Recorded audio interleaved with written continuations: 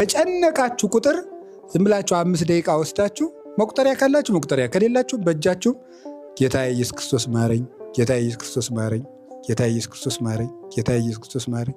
እኛ ግን ጎረቤት ፈልጋል የምንለው የሆነ ነገር ሲገኝ ለማን ልደውልልን ማለት እዚህ አብሮ እያለ እዚህ እኮ አለ የተዘጋውን ከፍቶ የሚገባ ጌታ ማለት ነው።